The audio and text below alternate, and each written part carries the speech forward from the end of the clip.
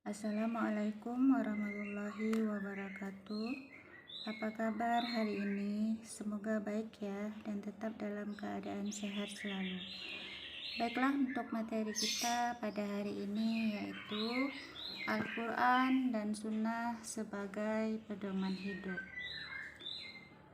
Sebelum kita masuk kepada materi, ada baiknya kita berpantun terlebih dahulu ya, yaitu ke Jakarta naik sepeda, jangan lupa untuk sarapan, jalankan hidup lebih bermakna, Al-Quran dan hadis sebagai pedoman.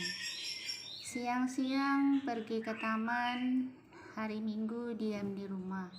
Dengan Al-Quran hidup akan aman, dengan hadis hidup akan berkah. Kemudian titik fokus materi kita pada hari ini yaitu definisi Al-Quran. Kemudian ada definisi hadis, fungsi hadis terhadap Al-Quran, kemudian kandungan Quran surah An-Nisa ayat 59, kemudian Quran surah An-Nahl ayat 64 tentang kedudukan hadis terhadap Al-Quran. Baiklah, kita masuk kepada titik fokus materi yang pertama, yaitu definisi Al-Quran. Al-Quran menurut bahasa adalah bacaan atau yang dibaca.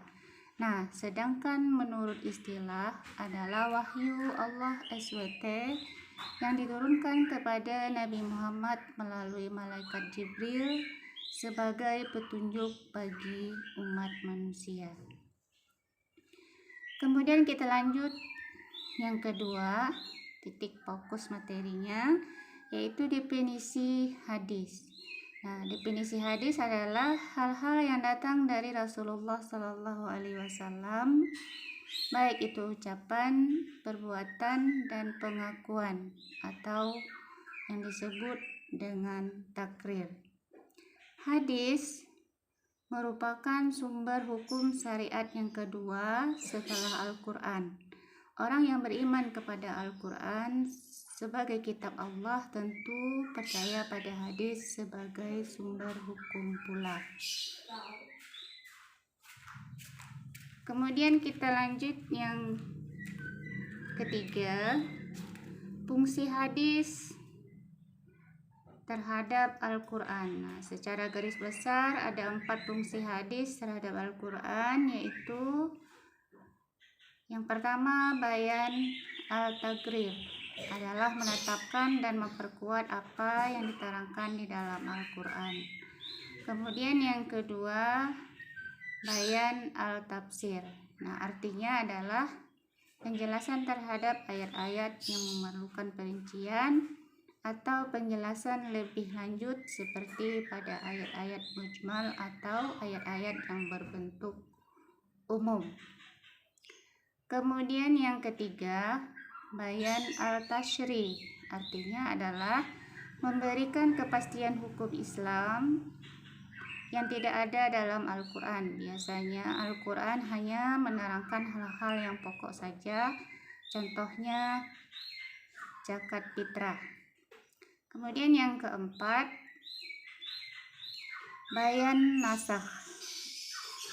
Nah, bayan nasakh adalah membatalkan ketentuan terdahulu sebab ketentuan baru dianggap lebih maslahat.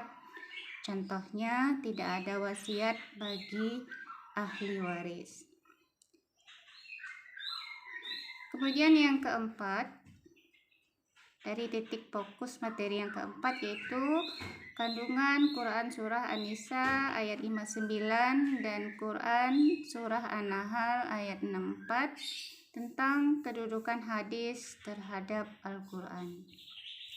Nah, penjelasan Quran surah An-Nisa ayat 55 yang artinya yaitu, wahai orang-orang yang beriman, taatilah Allah dan taatilah Rasul dan ulil amri, pemegang kekuasaan di antara kamu.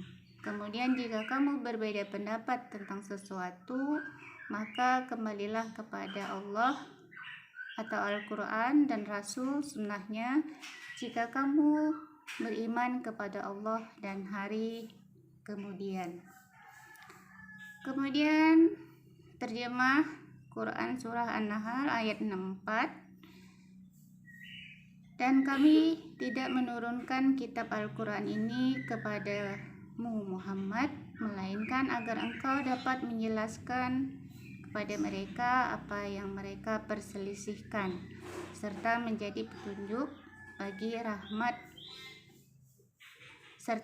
petunjuk dan rahmat bagi orang-orang yang beriman.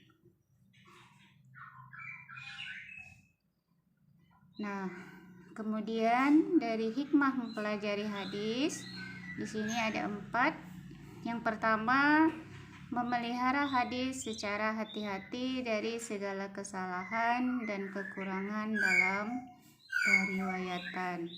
Kemudian yang kedua, memelihara kemuliaan syariat Islam karena hadis adalah sumber hukum Islam yang kedua setelah Al-Quran.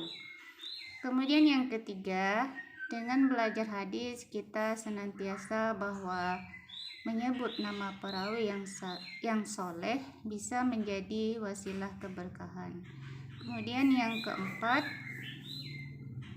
dengan mempelajari hadis kita membaca kisah beragam pribadi manusia seperti kisah sahabat, kemudian kisah tabi'in, serta kalangan setelahnya dalam kitab-kitab terjemah atau biografi perawi yang bisa menjadi ibrah.